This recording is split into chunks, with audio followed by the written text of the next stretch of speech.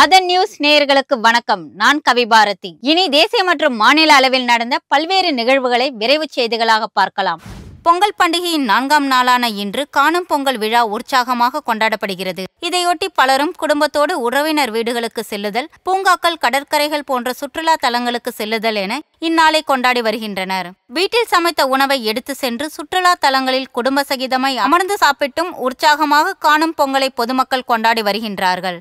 இதனால் சென்னை மெரினா கடற்கரை, வண்டலூர் பூங்கா, கிண்டி சிறுவர் பூங்கா, பெசன்ட் நகர், மாமல்லபுரம் கடற்கரை ஆகிய இடங்களில் மக்கள் கூட்டம் அலைமோதுகிறது. அனைத்து பகுதிகளிலும் விரிவான பாதுகாப்பு ஏற்பாடுகள் செய்யப்பட்டுள்ளன. தமிழர் திருநாளாம் பொங்கல் பண்டிகையை ஒட்டி புகழ்பெற்ற அலங்காநல்லூர் ஜல்லிக்கட்டு போட்டியை துணை முதலமைச்சர் உதயநிதி ஸ்டாலின் இன்று தொடங்கி வைக்கிறார். ஒவ்வொரு சுற்றிலும் பிடிபடாத காளையின் உரிமையாளருக்கும் காளையை அடக்கும் வீரருக்கும் மோதிரம், தங்க நாணயம் உள்ளிட்ட பரிசுகளையும் அவர் வழங்குகிறார். மாலையில் நடைபெறும் பரிசளிப்பு விழாவில் அதிக காளைகளை அடக்கிய வீரருக்கு, பிடிபடாத சிறந்த காளையின் உரிமையாளருக்கும் கார் மற்றும் டிராக்டர் பரிசாக வழங்கப்படுகின்றன. மும்பை கடற்படை தளத்தில் நடைபெற்ற விழாவில் INS Surat, INS Nilgiri, INS வாக்சீர் ஆகிய போர்க்கப்பல்களை நாட்டுக்கு பிரதமர் மோடி அர்ப்பணித்தார். 3 முக்கிய கப்பல்களை கடற்படையில் இணைப்பது பாதுகாப்பில் உலகளாவிய தலைமையகமாக இருப்பதற்கான நாட்டின் முயற்சிகளை வலுப்படுத்தும் என்றும் தன்னம்பிக்கையை நோக்கிய வலிமையை அதிகரிக்கும் என்றும் பிரதமர் மோடி எக்ஸ் வலைதள பதிவில் தெரிவித்துள்ளார். இந்த 3 முக்கிய போர்க்கப்பல்களை கடற்படையில் இணைப்பது ஒரு வரலாற்று நிகழ்வு என்று கடற்படை தெரிவித்தது. டெல்லி மதுபான கொள்கை முறைகேடு வழக்கில் முன்னாள் முதலமைச்சர் அரவிந்த் கெஜ்ரிவாலிடம் விசாரணை நடத்த அமலாக்கத்துறைக்கு அனுமதி வழங்கப்பட்டுள்ளது. அரவிந்த் கெஜ்ரிவால் மணிஷ் சிசோடியாவிடம் விசாரணை நடத்த அமலாக்கத்துறைக்கு ஆளுநர் அனுமதி வழங்கியுள்ளார். இதனை உள்துறை அமைச்சகமும் ஒப்புதல் அளித்துள்ளது. இதனால் இந்த வழக்கில் ஏற்கனவே கைதாகி ஜாமீனில் வெளியே இருக்கும் கெஜ்ரிவால் மற்றும் சிசோடியாவிடம் விரைவில் அமலாக்கத்துறை விசாரணையை தொடங்கும் என தகவல்கள் வெளியாகியிருக்கின்றன. தேர்தல் நடத்தை விதிமுறைகளை மாற்றியதற்கு எதிராக காங்கிரஸ் கட்சி தொடர்ந்த வழக்கில் தேர்தல் ஆணையத்துக்கு உச்சநீதிமன்றம் நோட்டீஸ் அனுப்பியுள்ளது. மின்னணு ஆவணங்களை மக்கள் பார்வைக்காக வெளியிடுவதை தடுக்கும் வகையில் திருத்தம் மேற்கொள்ளப்பட்டதை எதிர்த்து மனு தாக்கல் செய்யப்பட்டது. முக்கிய திருத்தங்களை மக்களின் கருத்தை கேட்காமல் தன்னிச்சையாக தேர்தல் ஆணையம் திருத்த முடியாது என்று காங்கிரஸ் அந்த மனுவில் குற்றம் சாட்டியிருந்தது. உத்தரப்பிரதேச மாநிலம் பிரயாக்ராஜில் நடைபெறும் மகா கும்பமேளாவின் 3ஆம் நாளான இன்றும் லட்சக்கணக்கானோர் புனித நீராடி வருகிறார்கள். இதுவரை 1 கோடிக்கும் அதிகமானோர் திரிவேணி சங்கமத்தில் நீராடி இருக்கிறார்கள். இரவு பகல் என எல்லா நேரங்களிலும் பக்தர்கள் தொடர்ந்து நீராடி வருகிறார்கள். ஏராளமான சாதுக்களும் இந்த நிகழ்ச்சியில் பங்கேற்று இருக்கிறார்கள். 12 ஆண்டுகளுக்கு ஒருமுறை நடைபெறும் இந்த நிகழ்வையொட்டி உத்தரப்பிரதேச அரசு விரிவான ஏற்பாடுகளை செய்திருக்கிறது. நாட்டை ஆளும் ஆட்சியாளர்களுக்கு தேசிய கொடி மீது மரியாதை இல்லை என மக்களவை எதிர்க்கட்சித் தலைவரும் காங்கிரஸ் எம்பியுமான ராகுல் காந்தி குற்றம் சாட்டியுள்ளார். 1947ஆம் ஆண்டு நாடு சுதந்திரம் பெறவில்லை, அயோத்தி ராமர் கோயில் திறக்கப்பட்ட நாளே விடுதலை பெற்ற நாள் என RSS தலைவர் மோகன் பகவத் பேசியிருந்தார். இதற்கு கண்டனம் தெரிவித்துள்ள ராகுல் காந்தி, மோகன் பகவத்தின் பேச்சு தேச துரோக குற்றமாகும் என்றும் இந்திய சுதந்திரத்தின் சின்னமான அரசியலமைப்பு சட்டத்தை அவர் அவமதித்து விட்டதாகவும் குற்றம் சாட்டியுள்ளார். இதுவே வேறு நாடாக இருந்திருந்தால் மோகன் பகவத் இந்நேரம் கைது செய்யப்பட்டிருப்பார் என ராகுல் காந்தி தெரிவித்துள்ளார். டெல்லி சட்டசபை தேர்தலில் போட்டியிடும் முன்னாள் முதலமைச்சரும் ஆம் ஆத்மி கட்சியின் ஒருங்கிணைப்பாளருமான அரவிந்த் கெஜ்ரிவால் வேட்புமனு தாக்கல் செய்துள்ளார். 70 உறுப்பினர்களை கொண்ட டெல்லி சட்டசபைக்கு அடுத்த மாதம் 5ஆம் தேதி தேர்தல் நடைபெற உள்ளது. 8ஆம் தேதி வாக்கு எண்ணிக்கை நடைபெறுகிறது. இந்த தேர்தலில் ஆம் ஆத்மி, பாஜக, காங்கிரஸ் இடையே கடும் போட்டி நிலவுகிறது. புதுடெல்லி தொகுதியில் போட்டியிட வேட்புமனு தாக்கல் செய்துள்ள கெஜ்ரிவால் தேர்தலில் பாஜகவின் பர்வேஷ் வர்மா மற்றும் காங்கிரஸ் தலைவர் சந்தீப் தீட்சித் ஆகியோரை எதிர்த்து களமிறங்குகிறார். திருச்சி பெரிய சூரியூரில் 3 கோடி ரூபாய் மதிப்பீட்டில் ஒருங்கிணைந்த விளையாட்டுத் திடல் அமைக்கப்பட இருப்பதாக பள்ளிக் கல்வித்துறை அமைச்சர் அன்பில் மகேஷ் பொய்யாமொழி தெரிவித்துள்ளார்.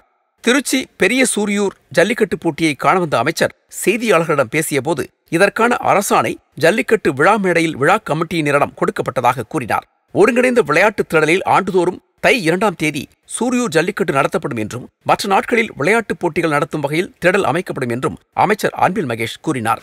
மாட்டுப் பொங்கலையொட்டி பாலமேட்டில் நடைபெற்ற ஜல்லிக்கட்டு போட்டியில் மாடு முட்டி காயமடைந்த ஆகாஷ் என்ற மாடுபிடி வீரர் மருத்துவமனைக்கு அனுப்பி வைக்கப்பட்டார். அதலை எனும் கிராமத்தைச் சேர்ந்த ஆகாஷ் என்பவரின் வலதுபக்க கழுத்தில் மாடு பலமாக குத்தியது. இதில் பலத்த காயமடைந்த அவர் ஆம்புலன்ஸ் மூலம் மதுரை அரசு மருத்துவமனைக்கு சிகிச்சைக்காக அனுமதிக்கப்பட்டார்.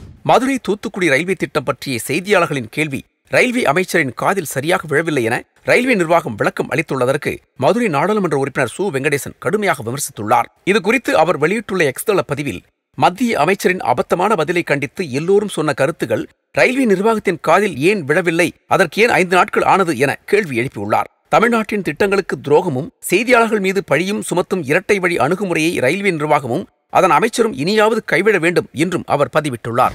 ஜல்லிக்கட்டு போட்டிகளுக்கு பெயர் பதிவு செய்வதில் ஆன்லைன் முறை கைவிடப்பட வேண்டும் என்றும் பாரம்பரிய முறைப்படி போட்டி நடத்தப்பட வேண்டும் என்றும் அதிமுக முன்னாள் அமைச்சர் விஜயபாஸ்கர் கேட்டுக்கொண்டுள்ளார். திருச்சியில் செய்தியாளர்களிடம் பேசிய அவர், தமிழகத்தின் பல்வேறு இடங்களில் ஜல்லிக்கட்டு சிறப்பாக நடைபெற்று வருவதாக கூறினார்.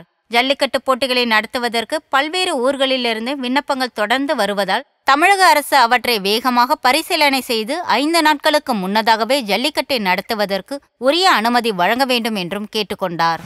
துபாய், சிங்கப்பூரில் இருந்து விமான நிலையங்களில் சென்னைக்கு கடத்தி வரப்பட்ட 63 லட்சம் ரூபாய் மதிப்புடைய 870 கிராம் தங்கத்தை சென்னை விமான நிலையத்தில் சுங்கத்துறை அதிகாரிகள் பறிமுதல் செய்தனர். ஆடைக்குள் மறைத்து வைத்து வெளிநாடுகளிலிருந்து தங்கச் செயினை கடத்தி வந்த சென்னையை சேர்ந்த பெண் பயணி உட்பட 2 பேரை சுங்கத்துறை அதிகாரிகள் கைது செய்து விசாரணை நடத்தினர். தூத்துக்குடி கடற்கரை வழியாக இலங்கைக்கு கடத்தப்படவிருந்த 30 லட்சம் ரூபாய் மதிப்பிலான பீடி இலைகளை கியூ பிரிவு போலீசார் பறிமுதல் செய்தனர். படகு மூலம் இலங்கைக்கு பீடி இலைகள் கடத்தப்பட இருப்பதாக கிடைத்த ரகசிய தகவலின் பேரில் தூத்துக்குடி இனிகோ நகர் கடற்கரை பகுதிக்கு சென்று போலீசார் நடவடிக்கை மேற்கொண்டனர். அவர்களை பார்த்ததும் மினி லாரியில் வந்த நபர்கள் வாகனத்தை அப்படியே நிறுத்திவிட்டு அங்கிருந்து தப்பி ஓடினர். இதையடுத்து அந்த வாகனத்தை கைப்பற்றிய போலீசார் இலங்கைக்கு கடத்தப்படவிருந்த 200 கிலோ பீடி இலைகளை பறிமுதல் செய்தனர். மதுரை தூத்துக்குடி இடையே புதிய ரயில் பாதை அமைக்கும் பணியில் எந்த சிக்கலும் இல்லை என தெற்கு ரயில்வே விளக்கம் அளித்துள்ளது. இந்த திட்டம் மாநில அரசின் கோரிக்கையால் கைவிடப்பட்டதாக ரயில்வே அமைச்சர் அஸ்வினி வைஷ்ணவ் அண்மையில் கூறியிருந்தார். இந்த நிலையில் இந்த திட்டத்தில் எந்த பிரச்சனையும் இல்லை என்றும் இந்த ரயில் திட்டத்திற்காக நில ஒதுக்கீடு தொடர்பாக தமிழக அரசின் செயல்பாடுகள் சிறப்பாகவே உள்ளதாகவும் தெற்கு ரயில்வே விளக்கம் அளித்துள்ளது. ரயில்வே அமைச்சர் செய்தியாளர்களிடம் பேசியது தனுஷ்கோடி ரயில் திட்டத்தை பற்றியதே என்றும் ரயில்வே நிர்வாகம் விளக்கம் அளித்துள்ளது.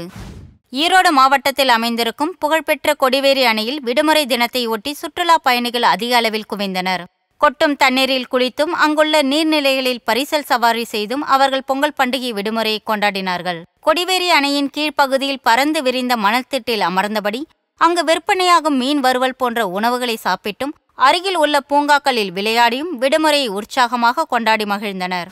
பொங்கல் பண்டிகை தொடர் விடுமுறையை முன்னிட்டு சர்வதேச சுற்றுலா மையமான கன்னியாகுமரியில் சுற்றுலா பயணிகள் அதிக அளவில் குவிந்துள்ளனர். சர்வதேச சுற்றுலா தலம் என்ற சிறப்பை பெற்ற கன்னியாகுமரி பொங்கல் தொடர் விடுமுறை காரணமாக சுற்றுலா பயணிகளின் வருகையால் களைகட்டியுள்ளது.